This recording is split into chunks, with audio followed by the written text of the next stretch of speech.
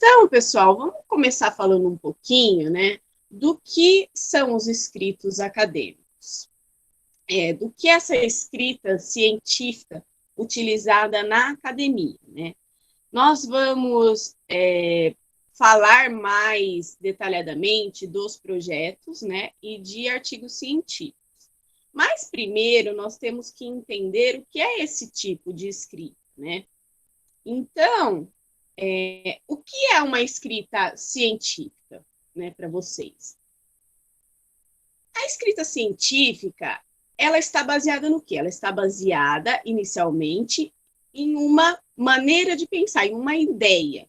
E essa ideia, né, ela tem que ser embasada e sistematizada.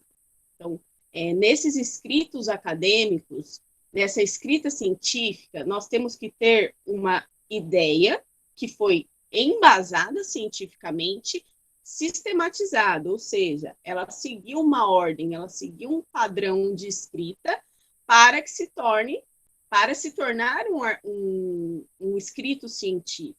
Então, nós temos que nos atentar a isso. O que é essa escrita científica? Ela é uma investigação, ou ela é um aprofundamento de um tema, um aprofundamento de uma ideia, de uma pergunta, de uma resposta que você queira ter, tá? Então, basicamente, a escrita científica, ela é isso. É uma ideia embasada cientificamente, tá? Então, você transforma isso em escritos acadêmicos. Passando o próximo aí. Tem vários tipos, né, de escrita científica. Então, como eu disse para vocês, né, nós temos aí os artigos, os resumos expandidos, os resumos simples, né, que são escritos acadêmicos, científicos enviados para congresso, para participação em congresso, tem os TCCs, tem monografias, tem dissertações, tem teses, né, lembrando que dissertação é o trabalho defendido no mestrado e a tese, o trabalho defendido no doutorado, tá? Então, nós vamos hoje focar aí um pouco na questão dos projetos de pesquisa e nos artigos. Vocês vão ver que é uma conversa introdutória. Por quê? Porque tem muita coisa para ser falada, muita. No programa de pós-graduação, por exemplo, nós temos uma disciplina no mestrado e uma disciplina no doutorado, o semestre todo só para falar de projeto, tá? E não esgota a temática, por quê? Vocês vão ver que quando a gente falar da diferença de método e metodologia, é muito trabalhoso você estudar o método. Então, isso tem que ser algo que tem que ser feito, você tem que se dedicar a isso. E não tem como, né? Na sala, por exemplo, tem, eu não lembro quanto mais ou menos, mas cerca de 50, 40 alunos, vai. Como você vai trabalhar 40 projetos, né? Cada um com uma metodologia, cada um utilizando um método. Então, é uma disciplina muito importante, né?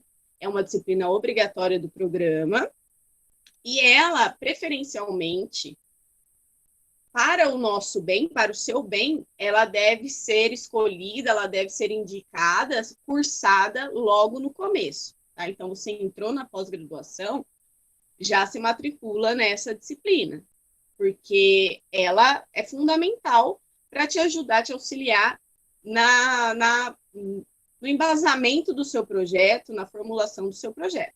É claro que isso é feito juntamente com o seu orientador e com sua orientadora, mas essa disciplina, ela é muito importante, ela ajuda muito, tá? Ela ajuda muito a ver o que nós vamos ver um pouquinho hoje, né? Mas nós vamos ver, assim, de maneira mais introdutória, e ela vai nortear, ela vai te dar caminhos. Essa disciplina, ela é muito importante.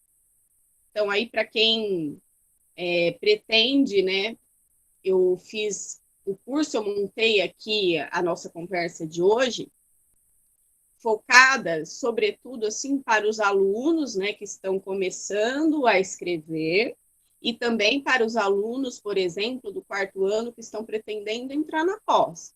Então, é nesse sentido que eu preparei a apresentação de hoje, mas claro que tentando trabalhar de tudo um pouco. Então, o que é um projeto de pesquisa, né? Um projeto de pesquisa é um documento onde você vai nortear ali a sua ideia, né? Você vai explicar nesse documento quais são as suas ideias, suas principais ideias, e como você vai fazer para realizar essa pesquisa. Então, o projeto ele tem que estar muito bem formulado. Se ele não estiver muito bem formulado, você não vai... primeiramente, o seu projeto, na hora da entrevista, que eu vou falar agora, logo em seguida para vocês, na hora da entrevista com o orientador, por exemplo, se o seu projeto não estiver bem escrito, provavelmente você não vai conseguir a vaga, né? Outro projeto que esteja melhor escrito, melhor embasado, melhor formulado, ele vai ficar com a vaga. Então, é muito importante prestar atenção no desenvolvimento, na elaboração do projeto de pesquisa. E para isso é muito importante você ter em mente quais são os passos, quais são os caminhos que você vai percorrer durante a elaboração, durante a execução dessa pesquisa, para que você não se perca, tá? Então, eu vou falar para vocês um pouquinho sobre o porquê, né, você monta um projeto de pesquisa. Por vários motivos, mas aqui eu vou trazer um pouquinho para vocês a questão do programa, especificamente do programa de pós-graduação em educação escolar, da Faculdade de Ciências e Letras. O programa, ele tem fases, né? Tem processo seletivo. O processo seletivo, ele está dividido em fases, tá? Então, atualmente, a primeira fase do processo seletivo é a prova de proficiência.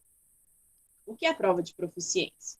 Você tem que provar que você, quando em contato com um texto da sua área, tá? Vamos focar aqui na questão da educação, que quando você tem contato com um texto da área da educação em outro idioma, né? Lá você pode indicar inglês, espanhol, italiano, eu acho que é alemão, francês. E aí você pode indicar qual idioma você quer fazer a prova, tá? Então, a prova consiste no seguinte: é um texto da sua área, um texto na área de educação, no idioma escolhido. Então, no caso, vamos pegar, por exemplo, o inglês, tá? Escolhi o idioma inglês, então eu vou fazer a prova, vou receber um texto e vou responder as questões em português, porque qual é o objetivo da proficiência? Provar que eu consigo compreender o que está escrito naquele texto, tá? Então, é esse o objetivo. Aí, eu vou dar uma dica para vocês. Quem pretende seguir a carreira acadêmica no programa, né, em si, e fazer mestrado e doutorado, no mestrado, se vocês tiverem mais facilidade com o espanhol, né, se vocês têm facilidade com o inglês e com o espanhol, por exemplo, escolham o espanhol no mestrado, porque no doutorado o espanhol não está disponível. Então, se você escolheu o inglês lá no mestrado, no doutorado você vai ter que pegar outro idioma. O espanhol não vai estar disponível, tá? Então, essa é uma dica que eu dou para vocês. Então, retomando, né? Você vai montar o projeto de pesquisa para participar do processo seletivo, visando aí uma vaga no mestrado ou no doutorado. Então, vamos lá. Então, estamos lá nas fases, né? No processo seletivo, primeira fase, prova de proficiência, ok? Passou na prova de proficiência, segunda fase. A segunda fase, ela é análise de currículo Lattes e prova escrita, tá? A prova, ela é específica, você vai receber, né? Na verdade, está tudo isso consta no edital, tem lá a bibliografia básica, e você vai fazer uma dissertação, é uma prova dissertativa sobre um tema relacionado à área da educação, tá? Juntamente com essa prova específica, não ali no mesmo momento, não é isso, tem uma comissão, tá, que analisa. Eles vão analisar o seu currículo Lattes, né? Não sei se todo mundo conhece o currículo Lattes, se vocês têm. Não sei também se é interessante, se for preciso, possível, estou à disposição para marcar um dia só para falar de currículo Lattes, porque ele é um tema bastante extenso, eu teria que abrir a tela com vocês, ele é bem detalhado, e aí eu mostraria onde adiciona cada coisa, em cada aba, porque são várias abas. Mas quem tiver o interesse, a disponibilidade, tente já ir montando o seu currículo Lattes. Ele está disponível no site lattes.cnpq.br. Então, se você entrar lá, tem o passo a passo, vocês podem tentar ir fazendo. Por quê? Porque o Lattes ele é extremamente importante na vida acadêmica. Você tem que ir alimentando o seu Lattes. Então, por exemplo, o evento de hoje, ele tem que ir para o Lattes, com participação em evento. Tá? E aí, no caso, como é um curso de extensão, formação complementar nós podemos adicionar, tá? Então, vejam, um único evento, ele rendeu o quê? Participação em evento, tá? E formação complementar. Um exemplo para vocês.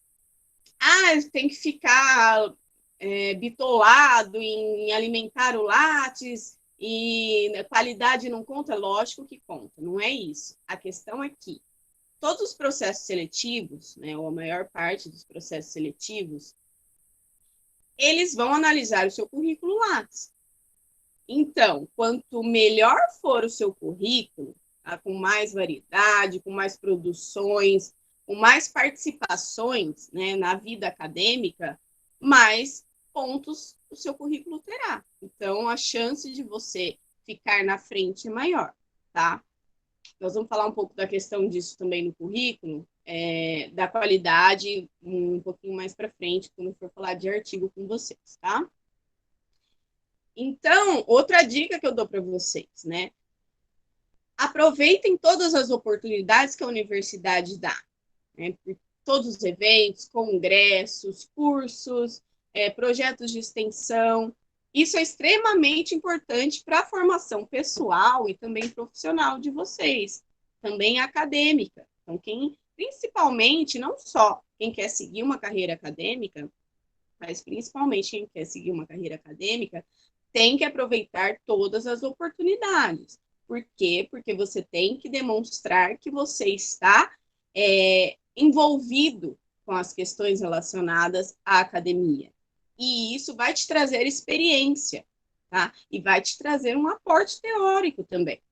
Então, quanto mais você participa, mais você adquire conhecimento, experiências, vínculos, que também é extremamente importante, trocas, né? Participação em congressos, por exemplo. Você tem contato com pessoas de vários lugares diferentes, então vocês podem fazer parcerias para escrever capítulos de livros, artigos, entenderam? Trabalhar juntos, né? Produzir juntos. Então, essa daí foi a segunda etapa do processo seletivo, tá? Então, a prova de conhecimentos específicos e análise de currículo Lattes. Tem no edital lá, se vocês entrarem no site da FCLAR, lá no programa de pós-educação escolar, vocês vão ter acesso ao último edital.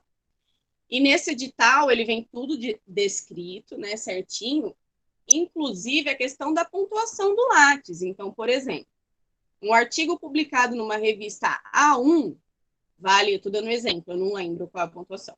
Um artigo publicado numa revista A1 vale 5 pontos. Um artigo publicado na revista A2, A3 e A4 vale 3 pontos. Um artigo publicado numa revista B, 2 pontos. Um artigo publicado numa revista C não conta pontos, ou conta 1 ponto, tá? O que é esse A1, A2, A3 que eu estou falando para vocês? B1, B2 e C. É a Qualis que se chama, né? O Qualis de uma revista, ele é indicado conforme a qualidade desse periódico, conforme a qualidade dos escritos, né? Dos artigos dessa revista, conforme a periodicidade. Então, de quanto em quanto tempo eles publicam uma edição da revista. E isso pode ser verificado no site da CAPES, né? sucupira.capes.br. Se vocês entrarem lá, vocês vão ver que vocês podem consultar. Então, por exemplo, Revista Ibero-Americana de Estudos em Educação. Eu quero mandar um artigo para essa revista. Meu artigo está muito bom, tá? Sempre o objetivo é esse, deixar o artigo muito bom, né? Para a gente ter orgulho de ter escrito o artigo. Então, meu artigo está muito bom, eu quero enviar ele para uma revista muito boa. Então, o que a gente faz? Entra lá no site da CAPES, né, Sucupira, e digita lá o nome da revista, ele vai te falar se é A1, se é A2, se é A3. Ponto. Decidir qual revista eu vou publicar, tá? Você envia o artigo. Mas isso aí nós vamos falar um pouquinho mais para frente. Eu só fiz esse link para falar para vocês o que era Qualis. Eu falei A1, A2, e aí quem não sabe ia ficar um pouco perdido. Enfim, então no currículo Lattes tem a pontuação, né? Revista 1, tanto, A2, tanto, e etc. É marcada a pontuação. Participação em eventos, tantos pontos, tá? Apresentação de trabalho em evento, tantos pontos. Então, por isso que é muito importante ter uma variedade de atividades, de participações aí no meio acadêmico e com qualidade sempre, né? Sempre visando a qualidade. Aí nós vamos para a próxima etapa. A próxima etapa consiste no quê? Na análise do seu projeto de pesquisa e na entrevista com o orientador ou orientadora indicado. Tá? Você tem que indicar 3 orientadores de uma determinada linha de pesquisa. Então, vamos lá. Por exemplo, eu sou, né? Na verdade, eu sou da linha de pesquisa Sexualidade, Cultura e Educação Sexual. Então, o que acontece? Quando eu fui passar por esse processo, né, de processo seletivo do programa de pós-graduação, eu indiquei orientadores dessa linha de pesquisa. Tá? Então, eu indiquei como primeira orientadora a professora Lucy Musetti, porque ela é dessa linha de pesquisa. Tá? Aí eu indiquei o professor Paulo Renes, eu não vou lembrar a ordem, tá? Mas é só para vocês terem uma ideia. Como que a gente faz isso? Vocês podem entrar também no site da FCELAR, lá na pós-graduação, educação escolar, linha de pesquisa. Aí vocês vão ver lá essas 5 linhas de pesquisa. Se vocês entrarem lá, vocês vão ver que está detalhado o que cada linha vai tratar, né? A temática de cada linha. E também o corpo docente, né, de cada linha.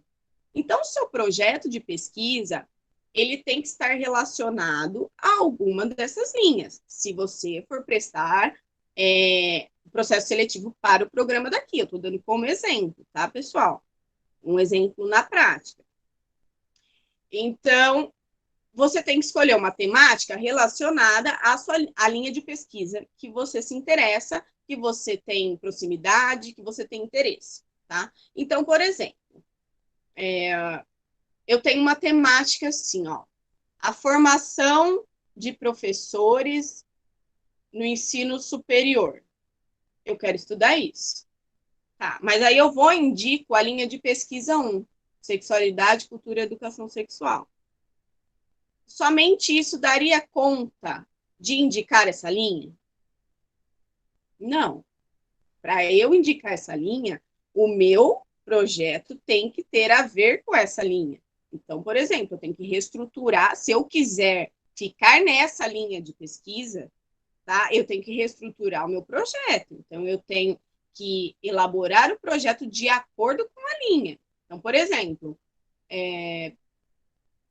já que eu quero estudar essa temática, para adequar a linha, eu poderia, por exemplo, estudar a questão de gênero entre os professores universitários.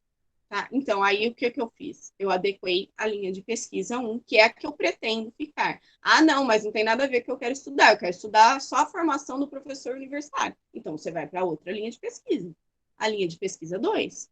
Por exemplo, é só um exemplo, porque o mesmo tema ele pode ser adequado, encaminhado para qualquer linha de pesquisa. Isso vai depender da sua abordagem, da maneira como você vai tratar o tema, elaborar o tema, tá?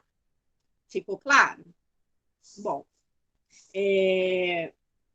se vocês entrarem lá também na página, vocês vão ver o que um projeto de pesquisa precisa conter, segundo o edital da pós. Então, sempre que vocês forem elaborar um projeto de pesquisa, geralmente ele vai ter um edital, né?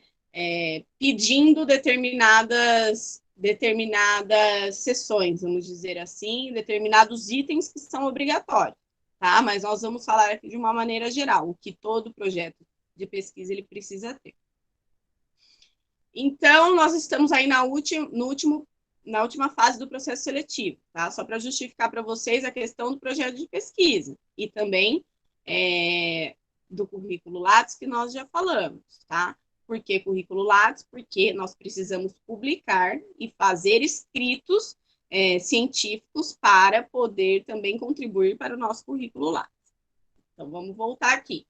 Última fase do processo seletivo, análise de projeto de pesquisa e entrevista com orientador ou orientador indicados. Tá, cheguei lá para a professora Lucy Musetti, por exemplo, que é da linha de pesquisa número 1. Eu chego lá e vou levar um trabalho sobre filosofia e antropologia. Vocês acham que a professora, sendo dessa linha de pesquisa, provavelmente ela vai escolher ou não? Provavelmente não, porque você indicou ela, mas várias pessoas também indicaram, tá? Então, o que ela vai fazer? Ela vai analisar os projetos, né? Ela vai conversar com você, é uma entrevista mesmo, e ela vai verificar se a sua pretensão, né, de pesquisa, o seu problema de pesquisa, a sua intenção está relacionada ali com a temática que ela trabalha. Então, se não tiver nada a ver, provavelmente você não vai ser escolhido, tá? Então, você pode ter passado aí por essas fases, mas você tem que passar por essa também, tá? Então, é muito importante que o projeto esteja redondinho, tá? Bem elaborado, bem estruturado, bem embasado e de acordo com a linha que você escolher, tá? No caso, nós estamos falando especificamente do programa de pós-graduação em educação escolar. Análise do projeto de pesquisa. Eles colocam lá no edital que precisa ter um resumo de no máximo 20 linhas, uma justificativa, objetivos, a fundamentação teórica, os métodos e as técnicas utilizadas e um cronograma de execução, tá? Então, isso precisa ter um projeto de pesquisa. Se você não colocar isso corretamente, se você não estruturar o seu projeto corretamente, né, ficar faltando aí itens, você vai tirar uma nota baixa. E as notas, elas são somadas para você poder ir passando aí pelos processos. Então, muita atenção na hora de elaborar um projeto de pesquisa. Ele tem que estar bem estruturado, mas, sobretudo, ele tem que estar muito claro na sua cabeça, porque se ele não estiver muito claro, as fases não vão caminhar, e se elas não caminharem, você não consegue responder ao seu problema de pesquisa. Nós vamos falar também. Então, tem que ter entre 10 e 15 páginas esse projeto de pesquisa, né? Em folha formato A4, né? Nossa folha que nós estamos acostumados. O espaço tem que ser duplo, né? A fonte Times New Roman 12, tá? E o resumo, ele tem que estar em Times New Roman 12, mais espaçamento simples, certo? Vamos dar uma pincelada aí na questão da ABNT também, tentando introduzir aí nos outros temas que nós estamos tratando, porque as normas da ABNT são muitas, né? Então, também acho que daria até um semestre, se nós formos analisar as normas da ABNT, tá? Num semestre, estou exagerando, mas vai bastante tempo. Bom, nós vamos falar um pouquinho da citação, assim, o mais relacionado aqui com a nossa temática, tá? Então, o que tem que vir em um resumo de projeto de pesquisa, né? Dentro dessas 20 linhas, né, que você tem para escrever, tem que constar o tema, o objetivo, o método, o resultado e as conclusões, tá? Tem que ter tudo isso aí dentro do seu resumo, dentro dessas 20 linhas, ou 200 ou 250 palavras, que é o que geralmente é pedido aí, eles exigem, tá? No caso de projeto de pesquisa, eu estou falando, tá, pessoal? Vai depender também da faculdade. Tá? Então, sempre atentos ao edital, ao que pede o edital. Muita atenção ao edital que é exigido. Tá? Senão vocês vão falar assim, mas a Maria Fernanda falou que era 20 linhas. Não, é 20 linhas aqui, nesse edital que eu estou falando para vocês, que eu estou trazendo como exemplo. Tá bom? Pode vir como palavras, determinado número de palavras, mas sempre é algo curto, né? Pega metade da folha, tá? Então, geralmente é isso, um resumo. E dentro desse resumo tem que estar tudo isso que eu falei. Então, no tema, o que você vai trazer aí? A primeira frase, ela tem que ser curta e objetiva, né? Você vai trazer a natureza do seu trabalho. Você pode trazer um contexto, mas é um contexto rápido, tá? É um contexto simples e objetivo. Então, vou pegar um exemplo para vocês entenderem.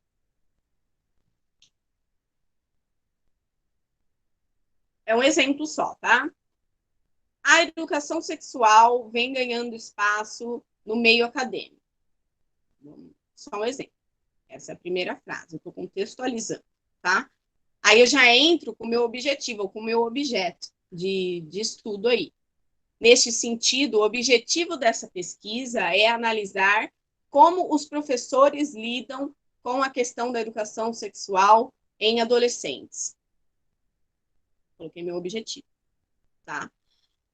Para essa investigação, partiremos de uma análise qualitativa, por meio de entrevistas semi-estruturadas, onde analisaremos os resultados com base no método praxeológico, tal qual desenvolvido por Pierre Bourdieu. Trouxe o método para vocês.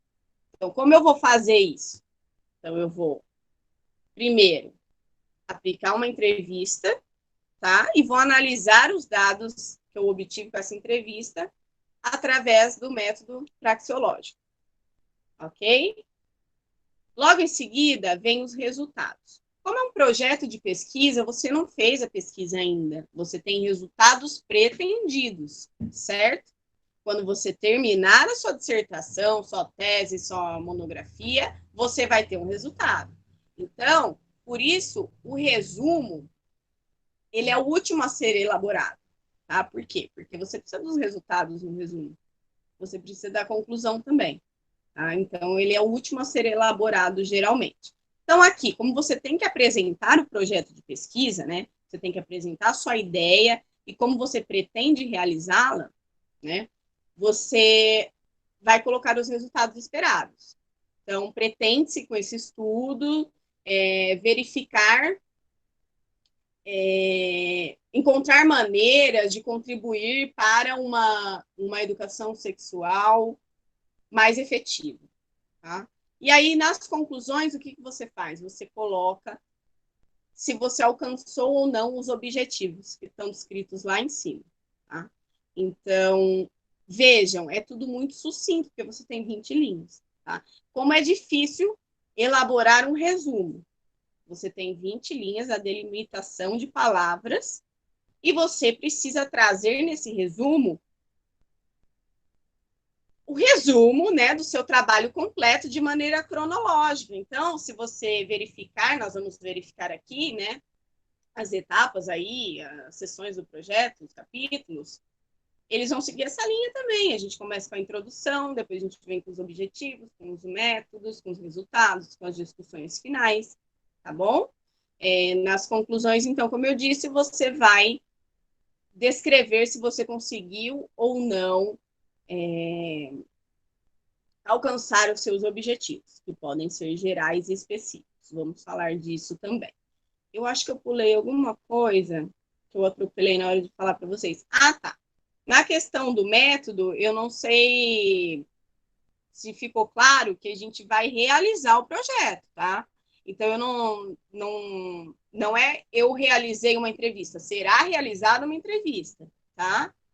Então, o resumo ele tem que ser escrito de maneira ativa, tá? De maneira afirmativa e em terceira pessoa do singular. Então, não evitem, por exemplo, que é o nosso próximo slide aí, evitem colocar aí frases negativas, tá? Então, é sempre no sentido afirmativo. Faremos, tentaremos,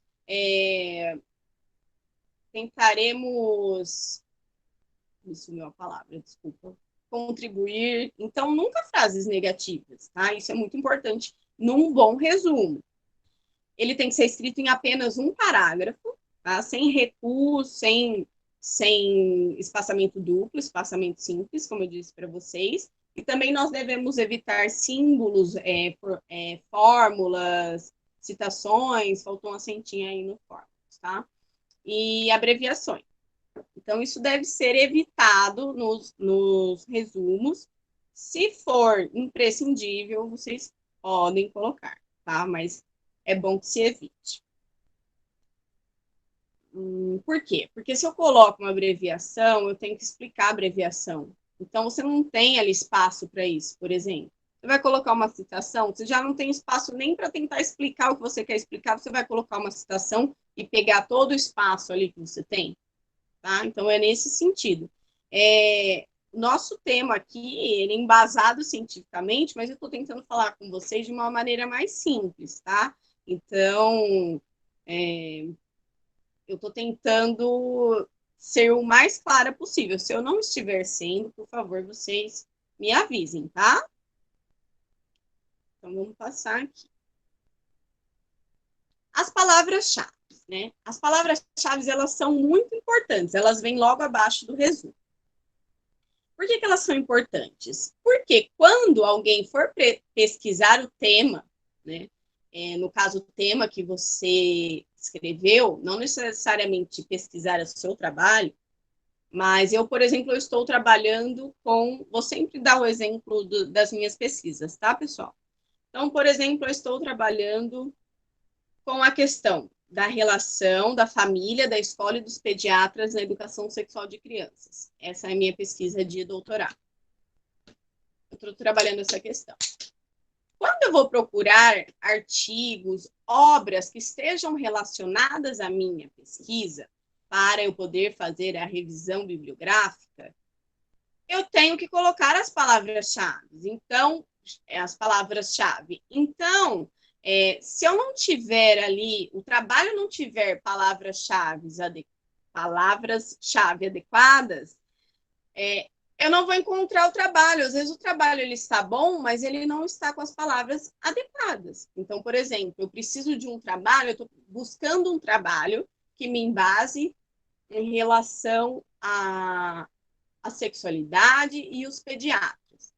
Tá? Tem um trabalho lá falando sobre a intervenção dos pediatras no meio social. Tá? Palavra-chave: pediatras, social e comunidade. Tá? Ali eu já não vou encontrar facilmente. Ele até está falando de sexualidade no interior do trabalho, mas ele não colocou nas palavras-chave. Eu não vou encontrar com tanta facilidade. Então, seria uma obra que eu podia utilizar, né? Eu poderia utilizar essa obra. Eu não encontrei ela facilmente, ela nem foi utilizada, às vezes nem foi conhecida, tá? Então, a importância da palavra-chave, ela é enorme. A palavra-chave, ela parece que não, mas ela tem muita importância para a visibilidade do seu trabalho, para o conhecimento aí do seu trabalho e para que as pessoas consigam encontrar as suas publicações. Por quê?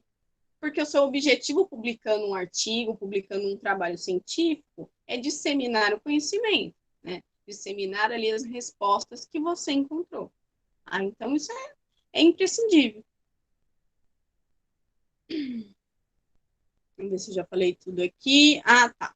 As palavras-chave, elas têm que ser separadas por ponto, tá? E apenas a primeira palavra ela vem com letra maiúscula. Então, coloquei um exemplo aí para vocês. Educação sexual. É só a educação, que vem com letra maiúscula, tá? Tem todas essas regrinhas aí, conforme a BNT. Então, vamos lá.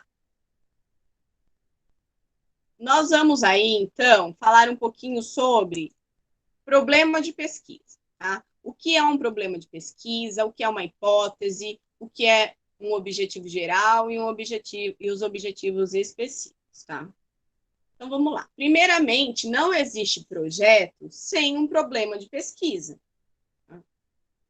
O problema de pesquisa é que vai nortear todos os seus passos. Então, toda a execução do seu projeto. Se esse projeto não estiver bem claro para você, como eu disse lá no começo, você vai começar a ficar travado, a pesquisa ela não vai andar. Tá? Então, por quê? Porque eu não sei nem o que eu quero responder, como que eu vou procurar a resposta?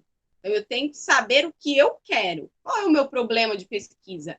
Qual é a minha pergunta norteadora? Né? O que norteia a minha investigação? Tá? É ela que vai dar origem a esse problema de pesquisa, né, essa pergunta norteadora que vai dar origem ao seu trabalho. Então, é a partir do problema de pesquisa que vão surgir os objetivos gerais e os objetivos específicos, por exemplo. Tá? O problema de pesquisa, ele pode surgir ou não de uma hipótese. Né? O que é uma hipótese? A hipótese aí na questão do problema de pesquisa, ela está mais relacionada aí, geralmente, tá? Geralmente, para quem está fazendo um projeto de doutorado, tá? E eu vou dar um exemplo prático e verdadeiro, que é o meu exemplo. No mestrado, eu estudei, né, eu investiguei a estruturação da identidade de gênero na educação infantil. Então, eu entrevistei 3 agentes escolares, tá? Que tinha uma questão, elas só poderiam ser entrevistadas se elas fossem mães de crianças também na mesma fase, ou seja, mãe de crianças em fase de educação infantil. Então, além de agentes escolares, né, agentes escolares porque era uma professora, uma diretora e uma secretária que também cuidava das crianças, tá? Então, agentes escolares. Elas tinham que ser agentes escolares e também mães ou responsáveis, né, por crianças em fase de educação infantil. E aí o meu objetivo, né, era analisar a interferência da herança cultural delas na estruturação das crianças. Ou seja, o modo como elas viam essa questão, como isso interferia no modo como elas estavam passando isso para as crianças, né? Mesmo que elas não falassem, mesmo que elas não tivessem a intenção, tá? Porque quando nós não falamos, nós também estamos educando. Isso é muito importante dizer. O que eu tive como resultado dessa pesquisa? Quando eu perguntava para elas, enquanto agentes escolares, se elas tratavam das questões relacionadas à sexualidade na escola, elas diziam que era obrigação da família. Quando eu perguntava para elas, enquanto mães e responsáveis, de quem era a obrigação de falar sobre sexualidade, tratar de sexualidade infantil, elas diziam que era obrigação da escola. Então, o meu resultado, um dos principais resultados que eu obtive com a pesquisa foi esse, que essa orientação, elas não estão sendo trabalhadas, não estão sendo tratadas as questões relacionadas à sexualidade infantil, nem no seio familiar e nem na escola, tá? Lembrando que não estão sendo trabalhadas de maneira intencional, tá? Elas não falando, elas não trabalhando, elas estão educando também. Então, ficou um empurra-empurra, né? Esse foi o resultado da minha pesquisa. Eu identifiquei, né? Nós identificamos que sempre também é uma questão importante, pessoal. Quando vocês forem trabalhar a questão dos resultados, nós identificamos. Por quê? Porque essa pesquisa, ela é realizada por você e por seu orientador e orientadora, tá? Então, não é eu realizei, não é uma regra, mas é uma questão de ética, tá? Nós realizamos, foi um trabalho em conjunto, certo? Então, esse resultado que eu obtive, que isso não estava acontecendo nem na escola e nem na família, tá? Essa orientação intencional, quando eu ingressei, né, quando eu prestei o processo seletivo de doutorado, eu tinha uma hipótese. Então, eu queria continuar na mesma linha de pesquisa, estudando a mesma problemática, vamos dizer assim. Então, eu tinha uma hipótese. Isso não está acontecendo nem na família, nem na escola. A minha hipótese, com base nas observações, nas experiências, nos relatos, quando mães ou pais ou responsáveis têm alguma dúvida relacionada à sexualidade, eles procuram os pediatras, as pediatras. Então, com base na minha observação, na minha vivência, na minha experiência, eu tinha essa hipótese. Se isso não estava acontecendo em casa nem na escola, então pode ser que tenha uma relação estabelecida com pediatras. Então, meu problema de pesquisa, ele partiu dessa hipótese, tá? Então, o título da minha dissertação é Sexualidade Infantil, da minha tese, desculpa. Sexualidade infantil, a relação escola, família e pediatras na educação sexual de crianças. Tá? Não sei se ficou claro. Acho que ficou. Não é obrigatório ter uma hipótese, tá?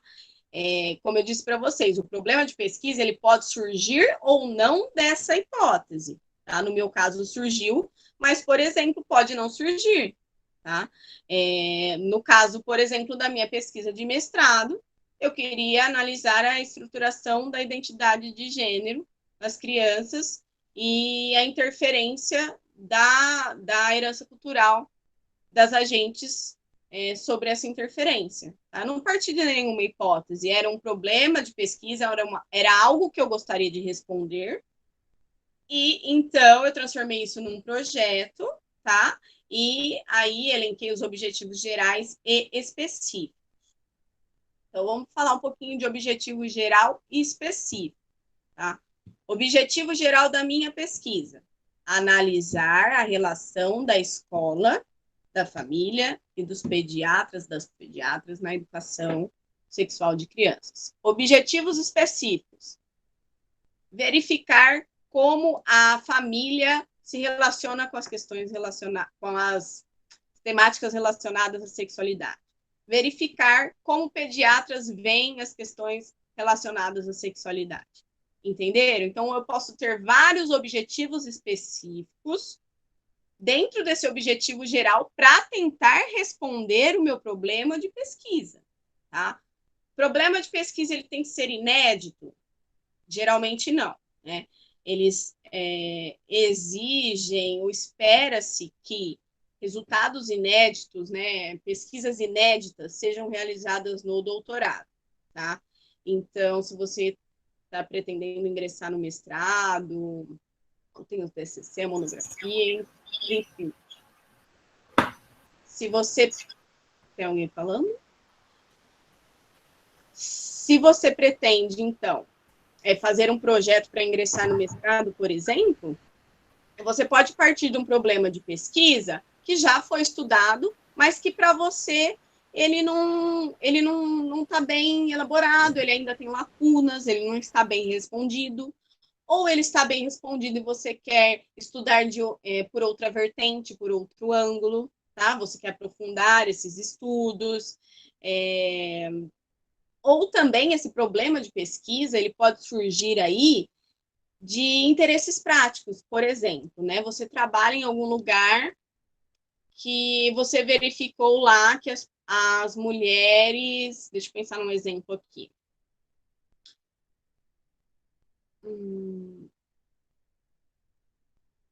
Você trabalha num lugar que as mulheres, elas geralmente... vou dar um exemplo bem básico, tá? Você trabalha num lugar, tem várias mulheres, e você observou que as mulheres ficam mais responsáveis pelo cuidar das crianças. Tá? Então, você identificou isso no seu trabalho, e isso, por exemplo, está causando aí, é um problema de pesquisa, pessoal, ele está causando interferências no seu trabalho, porque a mulher fica sobrecarregada e não tem o mesmo rendimento dentro do trabalho. É um exemplo, tá? Só um exemplo muito básico, que geralmente é o que acontece. As mulheres ficam sobrecarregadas porque, por uma questão histórica, cultural, enfim, não vamos entrar nesse assunto, senão a gente fica aqui até amanhã, tá? Mas geralmente é isso que acontece, a mulher fica sobrecarregada e aí nesse caso específico, está interferindo lá na produtividade. Então, vou propor um projeto que visa analisar, investigar por que as mulheres ficam responsáveis pelo cuidar das crianças, porque são elas que ficam responsáveis. Para quê? Para tentar responder esse problema prático que você está vivenciando. Tá? Não sei se ficou claro.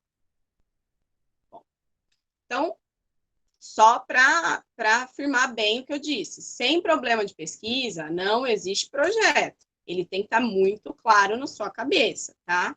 Para nortear a sua pesquisa. Então, aí vamos começar falando um pouquinho sobre metodologia e método. As pessoas, né, geralmente, algumas pessoas, tendem a confundir ou dizer que eles são a mesma coisa, mas não. O método é uma coisa, a metodologia é outra, tá? O método é a forma como você vai fazer, a maneira como você vai fazer, os procedimentos que você vai utilizar, tá? Que você vai aplicar na sua pesquisa, e a metodologia é o estudo desse método, tá? Tanto que isso tem que ser realizado antes. Para você utilizar um método, por exemplo, eu vou utilizar o método praxeológico para analisar os dados da minha pesquisa. Eu tenho que estudar o método praxeológico para ver se ele se adequa à minha pesquisa, tá? Então, a metodologia, ela é o estudo aprofundado desse método.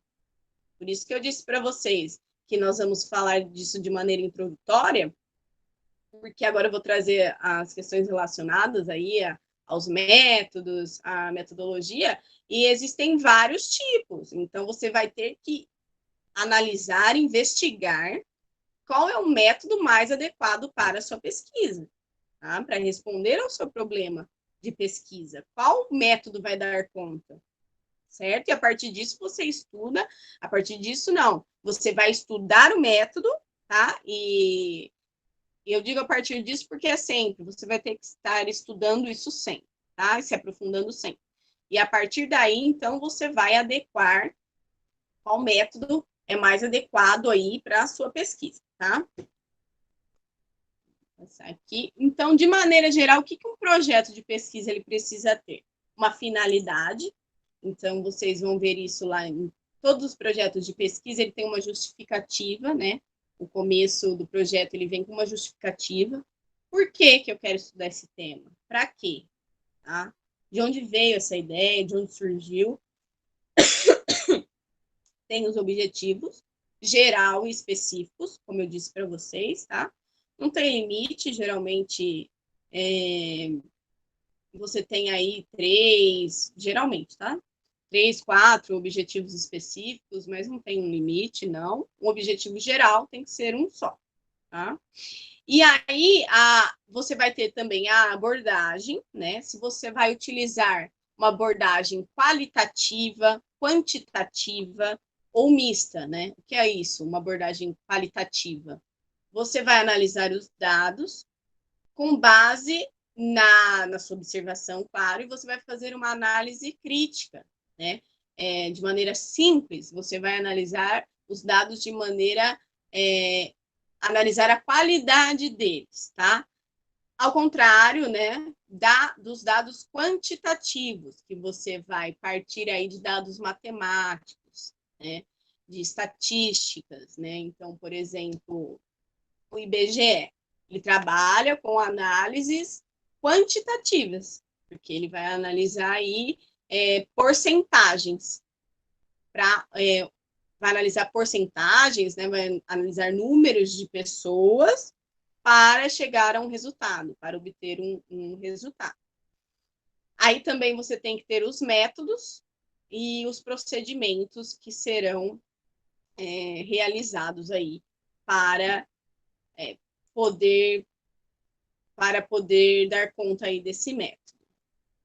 Na finalidade, né? Nós temos aí a finalidade, que ela pode ser básica, pura, ou seja, eu só quero estudar porque eu tenho interesse na área. Né? Então, é uma necessidade minha, é uma busca pelo conhecimento, eu quero estudar. Então, é uma finalidade básica pura. Aí temos a finalidade estratégica, tá? Que visa aprofundar o seu conhecimento ali em determinada temática.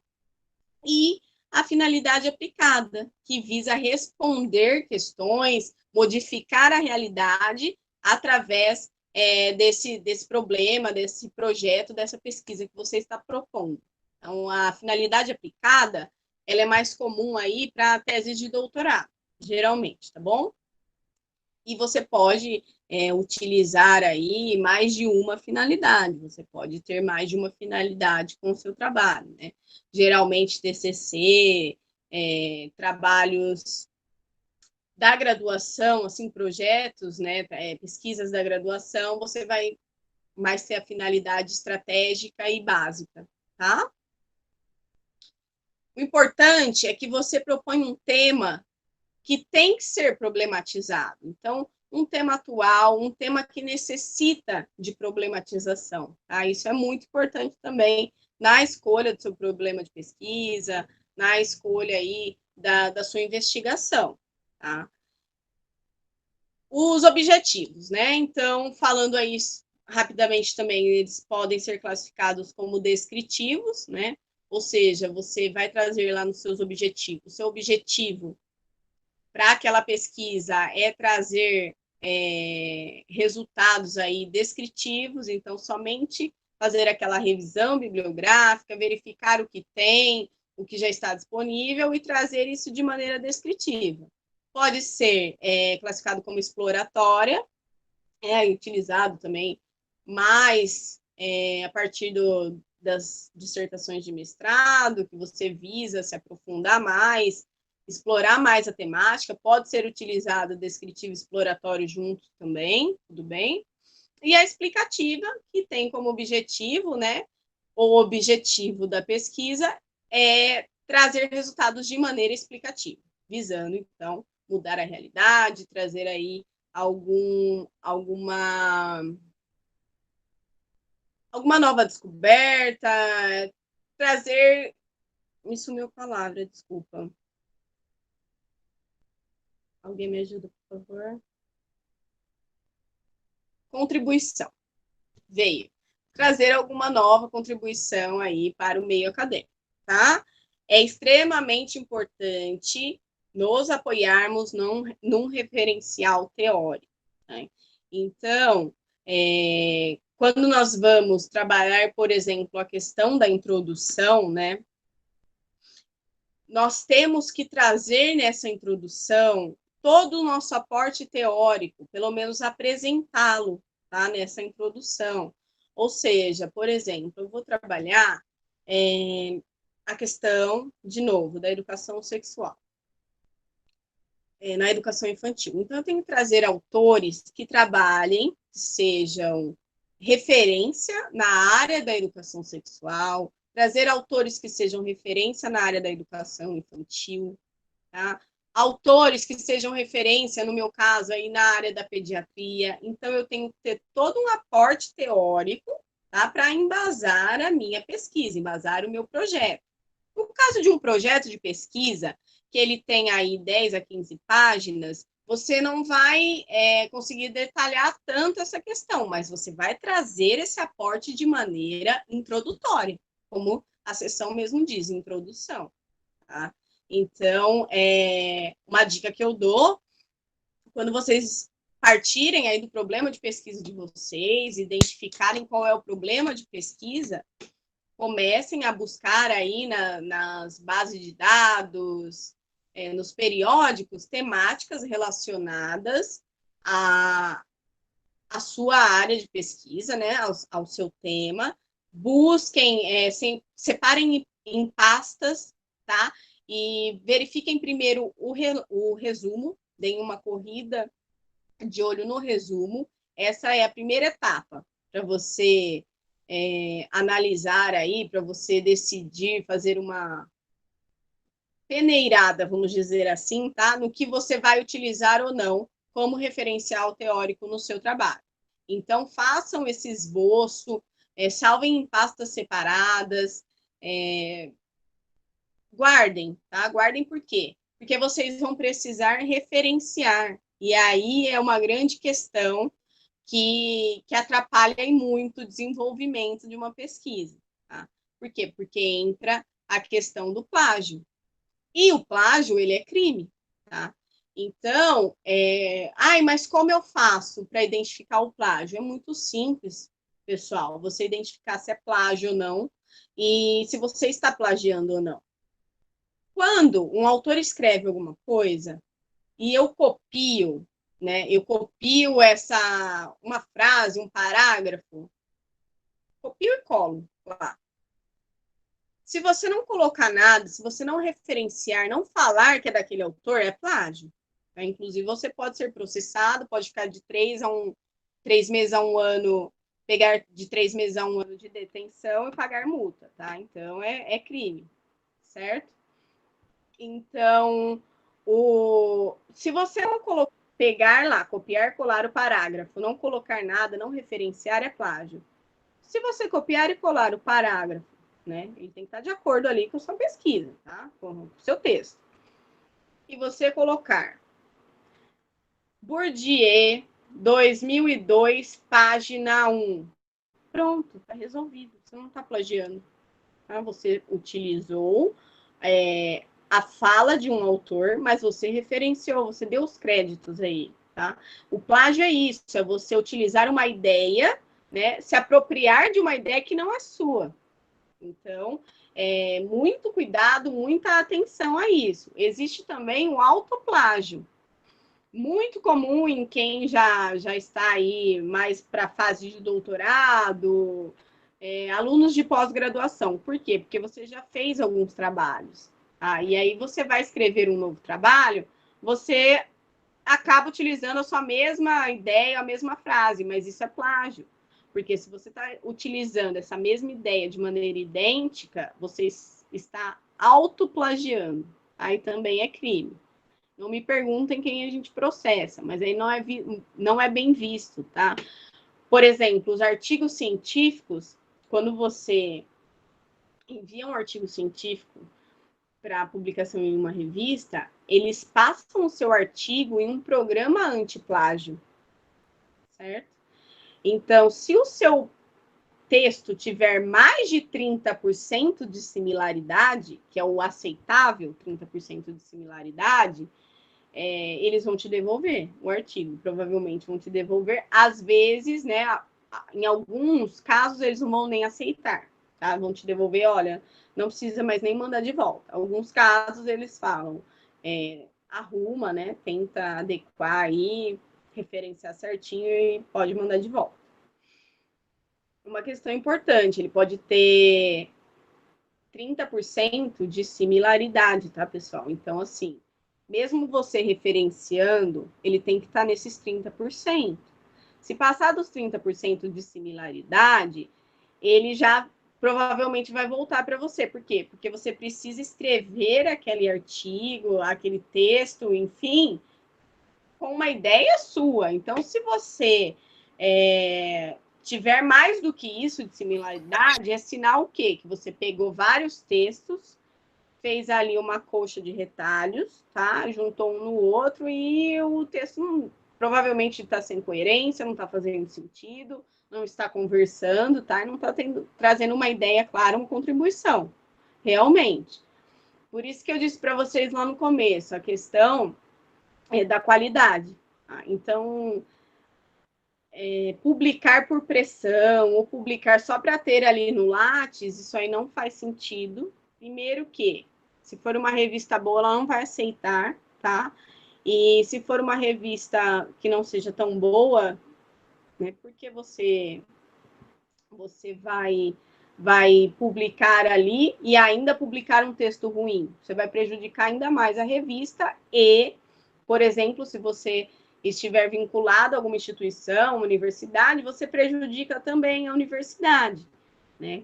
Como eu disse para vocês lá no começo, se vocês entrarem na Sucupira, que é uma plataforma, eu estou auxiliando o professor nessa questão, a Sucupira, ela é uma plataforma, né, uma base de dados da pós-graduação. E o que acontece? Todos os dados de docentes e discentes, eles estão nessa plataforma. Então, se eu não mantenho o meu currículo Lattes em dia, atualizado, fica desatualizado lá também, certo? E o que acontece? Eu prejudico o programa, porque o programa ele tem que ter produções. Então, se eu publico e não coloco no Lattes, ele não existe, a publicação não existe, tá? Porque a Sucupira, ela puxa, ela importa esses dados do Lattes. É importante que o Lattes esteja sempre atualizado, tanto do docente quanto do discente. E então, essa questão da produção, ela é importante para a avaliação também do programa. Então, se tem pouca produção, a avaliação do programa ela vai acontecer e o programa vai ser rebaixado, né? Atualmente, educação escolar nota 5 pela CAPES, tá? É uma ótima nota. Então, isso tudo contribui. Então, a gente tem que estar sempre atento, não só pela nossa carreira, pela nossa individualidade, mas também pelo todo, né? Nós fazemos parte de um grupo, nós fazemos parte de uma universidade. Tá? Então, isso é muito importante também, essa questão do plágio. Acho que eu falei tudo de plágio para vocês já. Então, um pouquinho nas metodologias científicas, né? Como eu disse para vocês, elas podem ser quantitativas, quando nós utilizamos dados matemáticos, dei o exemplo para vocês do IBGE, acho que ficou claro. Pode ser qualitativa, então aquela análise crítica, né, analisando a qualidade ali do dado que você tem, ou ela pode ser mista, você pode utilizar tanto dados qualitativos quanto quantitativos, tá? Vamos lá. Será que eu passei? Ah, não. Os procedimentos, pessoal, também são muitos procedimentos, tá? Nós vamos falar aqui de maneira introdutória também de alguns procedimentos. Nós temos a pesquisa bibliográfica, né, que é o referencial teórico. Basicamente, todos os projetos de pesquisa, eles têm que ter esse procedimento. Por quê? Porque nós temos que partir do que já foi estudado para poder estudar, certo? Então, nós devemos utilizar, buscar um bom aporte teórico, um bom referencial teórico, para que ele possa embasar adequadamente a nossa pesquisa. Então, nós buscamos no que já foi estudado, embasamento mesmo, essa palavra, para o que nós vamos estudar. Então, isso já foi visto, isso já foi investigado. Então, eu parto daí para responder o meu problema de pesquisa. Nós temos a pesquisa documental, por exemplo, quando eu quero investigar, analisar algo que, vou dar um exemplo, tá?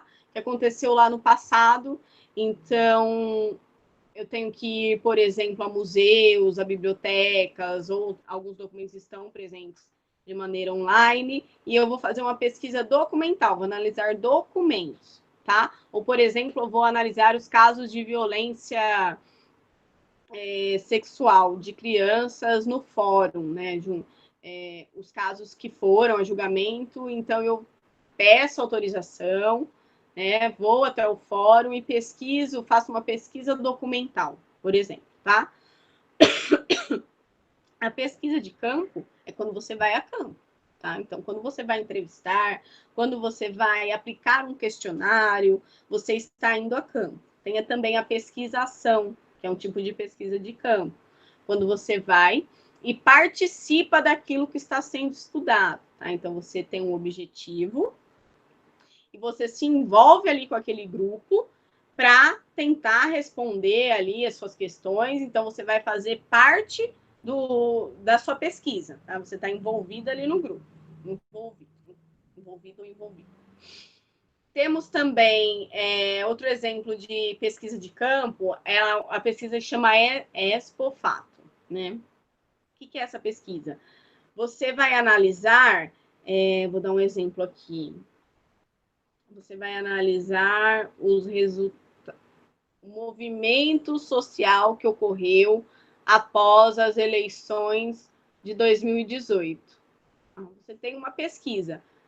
Mas, por que ela é expofato? Porque você só vai ter os resultados depois que isso acontecer. Por quê? Porque você não tem domínio sobre o que vai acontecer após a eleição de 2018. Entenderam? Então, você não tem domínio sobre nenhuma questão. Você não tem domínio sobre o que pode ou não acontecer. Você sabe se vai...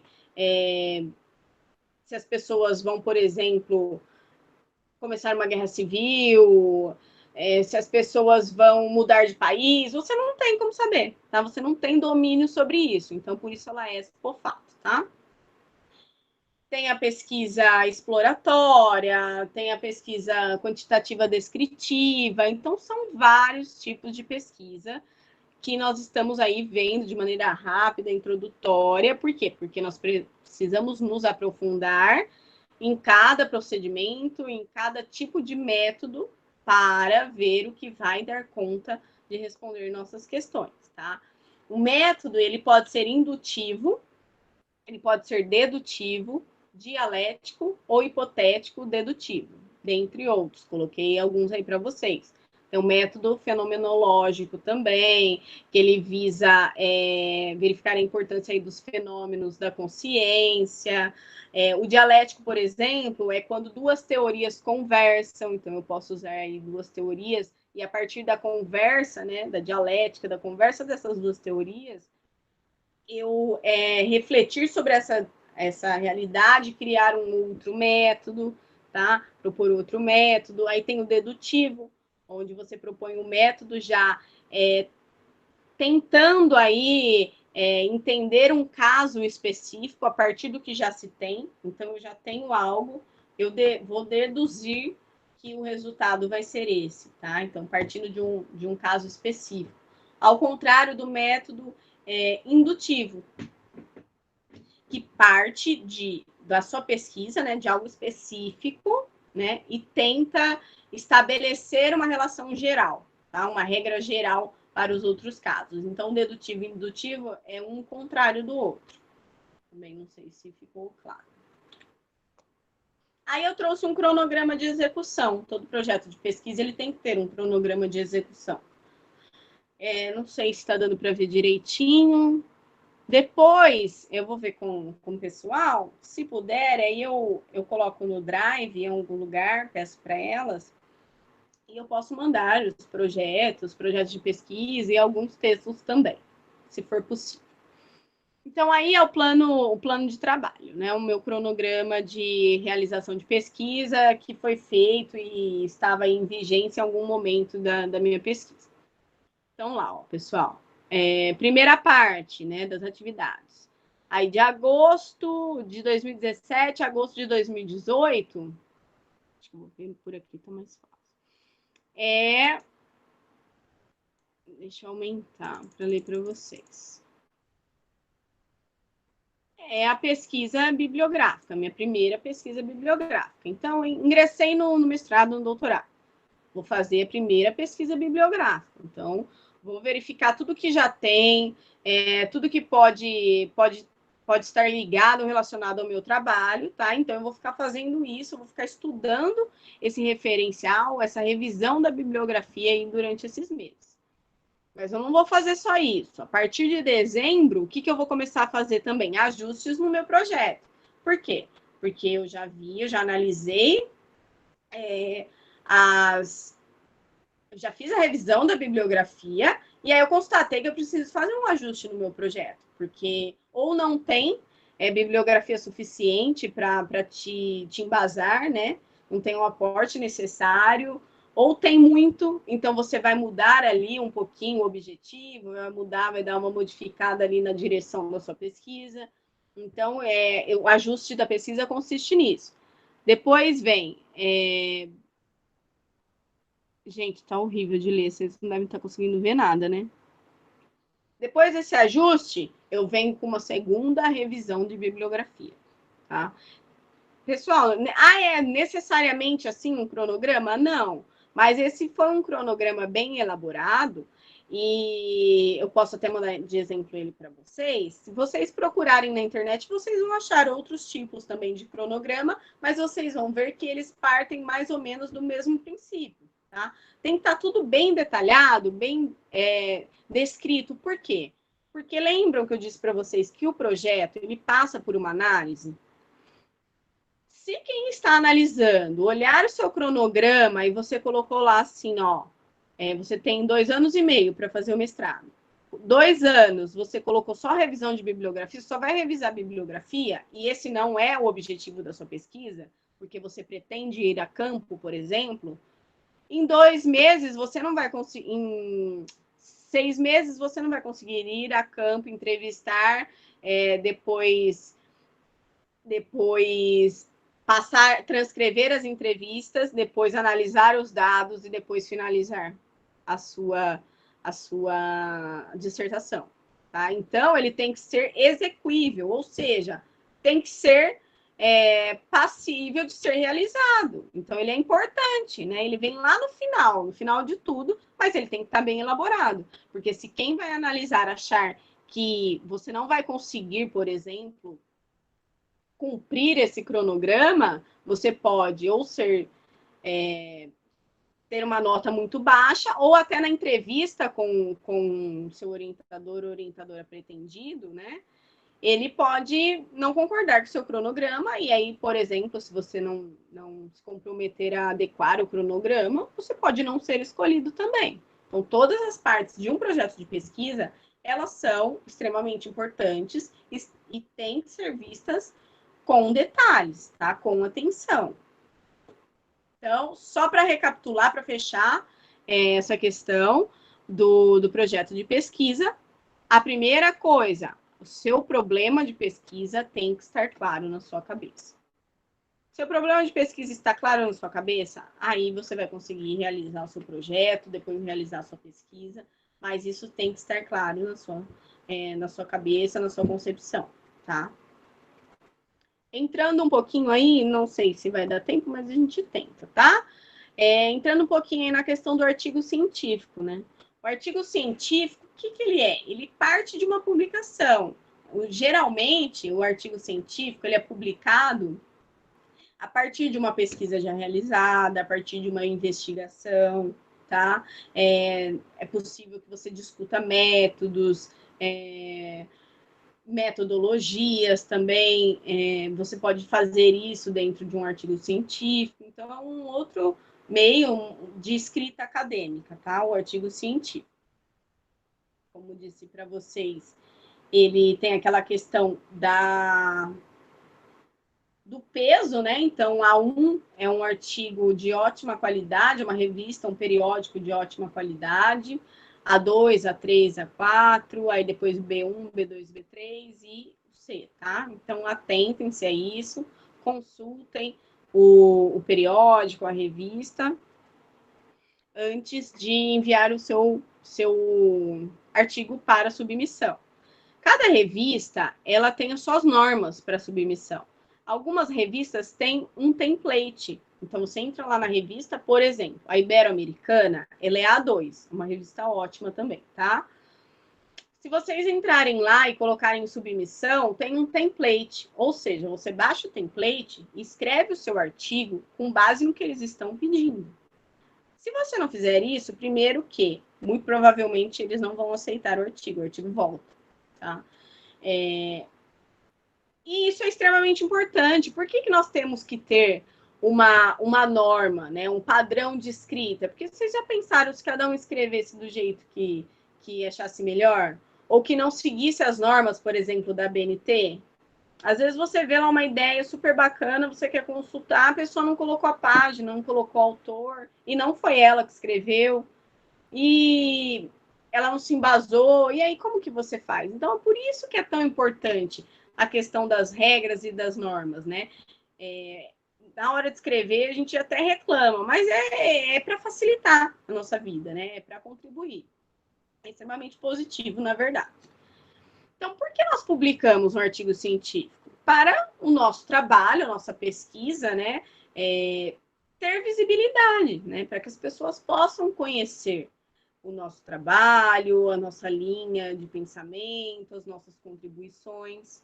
É importante que o seu artigo ele parta de algo atual, né, de novos acontecimentos, de coisas que estão acontecendo atualmente e que estão interferindo na sociedade, tá? Então, isso a chance de o artigo ser aceito é muito maior, tá? Se ele partir aí dessas premissas. Deixa eu ver se eu já falei tudo para vocês daqui. Já. Então, aí o roteiro do artigo científico, tá? Vou falar para vocês um pouquinho do roteiro. Como eu disse, é importante que vocês foquem em aspectos inovadores, em ideias inovadoras, coisas importantes a serem ditas em relação a artigos, né? O que não é ético, o que não é legal, né? A disputa entre autoria. Então, por exemplo, você escreveu um artigo em colaboração e outra pessoa colaborou com o seu artigo. Tá? Você escreveu, mas a outra pessoa colaborou, seu nome vem primeiro. Tá? Isso é importante que venha, que fique bem estabelecido, que as pessoas conversem sobre isso antes, para não gerar nenhum mal-estar, não ter que entrar em contato com a revista para pedir para tirar o artigo, enfim, esse tipo de coisa, tá? A competição, ela não leva a nada, pessoal. Por quê?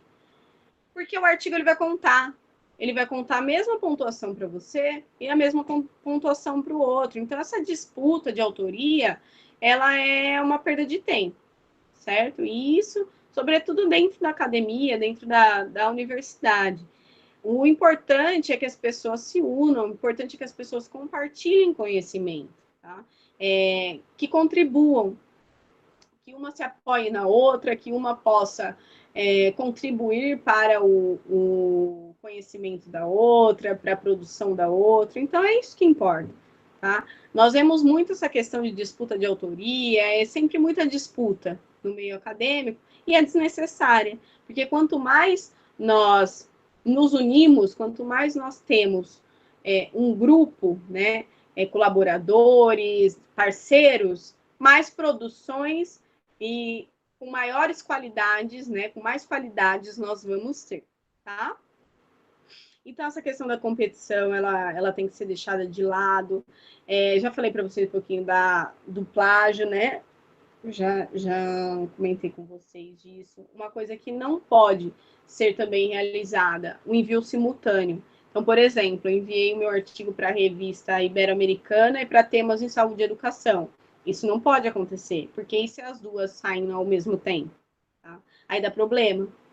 Aí você acaba até prejudicando a revista. E tudo isso que eu estou falando para vocês prejudica também, no caso, se você estiver atrelado a uma universidade, enfim, isso aí vai prejudicar também a universidade, a instituição. Né?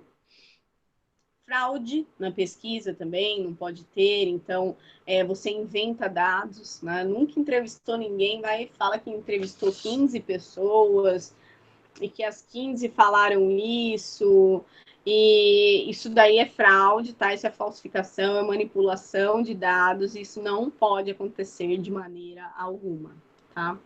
E também o que nós chamamos de salame slicing, é isso mesmo, que é o fatiamento, né? Eu já falei isso para vocês um pouquinho, onde você pega vários artigos e coloca tudo em um só, tá? Então, você não fez uma investigação, você não fez uma pesquisa, então você não estudou aquele tema, você pegou recortes de quem estudou, tá? Isso não é estudar. Então, vamos lá. A estrutura do artigo científico, né? Os escritos acadêmicos, eles têm basicamente aí a mesma estrutura, então vem o resumo, a introdução, o referencial teórico, a metodologia, né? No caso aí, os materiais e métodos, tá? Você pode colocar. No caso, tá metodologia, por quê? Porque você vai descrever tudo que foi feito. Diferentemente aí de um projeto, que você pode trazer isso de maneira mais detalhada, aí na metodologia do artigo científico, você traz tudo, como você fez, de que maneira você fez, o que você utilizou, como você utilizou, para que você utilizou, tá? Então, é nesse sentido metodologia. Na análise e discussões dos resultados, pessoal, você vai discutir aí o que você trouxe, tanto na metodologia quanto no referencial teórico. Então, você vai estabelecer relações e trazer isso de maneira que elas venham como resultados, tá? Então, você foi, investigou, você partiu do referencial teórico, você utilizou os métodos, os procedimentos, com base nisso você teve os resultados, tá? Então, nesse sentido aí, os resultados.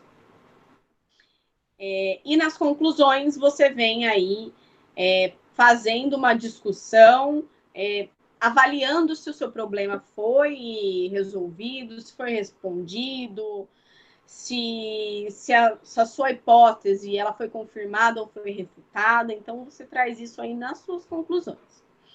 E as referências, né? Como lá no projeto de pesquisa, acho que eu não coloquei para vocês, mas é óbvio, nós temos que trazer as referências, tá? Então, tudo que você citou dentro do artigo tem que estar nas referências. Tá? Por exemplo, como o contrário também. Por exemplo, coloquei lá Bourdieu 2002 nas referências. Tá? Coloquei completinho lá, o ano de publicação, o nome da editora, se for um livro, se for um artigo, o nome da revista. Aí eu vou procurar lá no seu texto, você não falou em nenhum momento desse artigo dele, desse capítulo de livro dele. Então, ele não tem que estar ali na referência. Tá? Referência é tudo que você utilizou dentro do trabalho. E tudo que você utilizou dentro do trabalho tem que estar na referência, tá? E vice-versa. Então, referências, citações, nós vamos falar aqui no próximo slide, as citações. Tem citações diretas, onde eu pego exatamente o que a pessoa escreveu, o autor escreveu, copio e colo e referencio, tá? Então, citações diretas até 3 linhas, eu deixo na mesma frase, eu deixo como corpo de texto. Eu só coloco entre aspas, tá? E coloco o autor, vírgula, ano, vírgula, P, ponto, espaço e o número da página. E fecho o parênteses, tá? Então, a citação de uma citação direta, ela é referenciada assim, até 3 linhas. Com mais de 3 linhas, ela vem separada. Ela vem com um recuo total de 4 centímetros, espaçamento entre linhas simples, né? 1.0, letra times 11, tá? Justificado. E aí também, no final, parênteses, né? Ou no começo, dependendo de como você for escrever.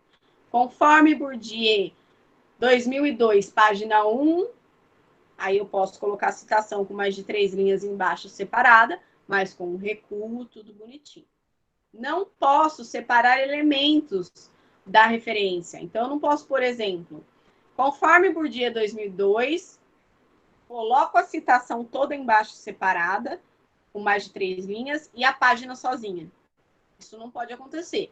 Toda a referência tem que estar junto. Ou você coloca a página lá em cima, junto com o Bourdieu, vírgula 2002, ou você coloca o Bourdieu 2002 aqui embaixo, junto com a página. Tá? Elas têm que estar juntas. Não pode separar referência. Desmembrar a referência.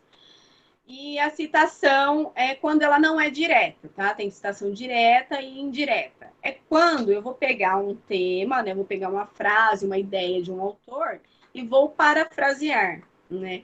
Ou seja, o Bourdieu diz assim, ó.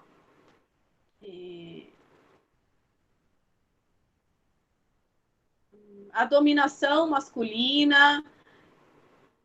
Eu vou dar um exemplo, tá? A dominação masculina é algo intrínseco, né? Trata-se da biologização do biológico e da biologização do social. Um exemplo, tá? Tem uma citação dele assim. eu vou utilizar essa ideia, mas eu não vou fazer essa citação direta, não vou copiar e colar, eu vou fazer uma citação indireta. Então, eu vou lá e coloco. Conforme Bourdieu, entre parênteses, 2002, o autor diz que as questões relacionadas à dominação masculina são consideradas como algo natural, como algo visto como natural na sociedade, tratando a questão do biológico como tal, tá? Entenderam? É isso, parafrasear. Então, é aquele... Você vai se apropriar da ideia, mas você não vai colocá-la na íntegra, tá? Você vai se apropriar para desenvolver uma ideia que você está tendo. Tá? Você vai se apoiar nisso, porque já foi feito e é um bom exemplo, é um bom aporte, e você vai desenvolver esse novo pensamento seu, tá? Se você não fizer isso, você colocar assim, pequenas frases diretas, quando passar lá no antiplágio, ele vai identificar. Não adianta. Não adianta esconder que aparece, tá? As normas da ABNT, então já disse para vocês o que referenciar, o que não referenciar, o que é obrigatório, né? Nas questões relacionadas aí à referência, tudo. Então, você utilizou a ideia, você tem que referenciar, obrigatoriamente, tá? Tabela, quadro, gráfico, você tem que colocar a fonte embaixo, tá? Então, mesmo que você tenha feito o gráfico, a tabela, enfim, embaixo você tem que colocar fonte, elaboração própria. Isso tem... Já voltou artigo meu, tá? Voltou artigo meu, eu tinha elaborado todas as tabelas e foi no comecinho do mestrado, eu elaborei todas as tabelas num trabalho bibliométrico que eu fiz e enviei, e aí o artigo voltou e falou assim, olha, mas quem fez essas tabelas? Eu falei, eu. Então, mas tem que colocar que foi você. Então, você tem que elaboração própria, elaboração das autoras, né? No caso, eu fiz com a minha orientadora, então elaboração das autoras, né? Nós que fizemos as tabelas, tá? Aí a citação, pessoal, eu já falei um pouquinho para vocês, eu só trouxe essa questão aí da citação, né? Não sei se está nesse slide, está no próximo, está aqui. Ó. A citação da citação. O que acontece? Às vezes eu consultei um trabalho, vou dar um exemplo aqui de uma colega aí de publicação, a Laís. Eu consultei o trabalho da Laís e ela citou o Bourdieu, tá? Mas eu não li isso que ela citou do Bourdieu, lá no livro do Bourdieu. Eu li no trabalho dela e eu quero citar a mesma coisa que ela citou. Tá? É proibido? Não. É bem visto? Nem sempre. Porque a indicação, a orientação é consulte o autor no autor. Tá? Por quê? Porque a Laís pode ter uma interpretação diferente do que realmente ele quis dizer. E daí eu estou reproduzindo isso e às vezes nem é isso que eu quero dizer, tá? Então, consulte o autor no autor, mas não é proibido. Então, o que eu faço quando eu quero citar a mesma coisa que foi citada em um outro trabalho? Quando eu não consultei a obra clássica, né, a obra principal aí, inicial, eu coloco a PUD. Então, vamos lá. Bourdieu, ano, P.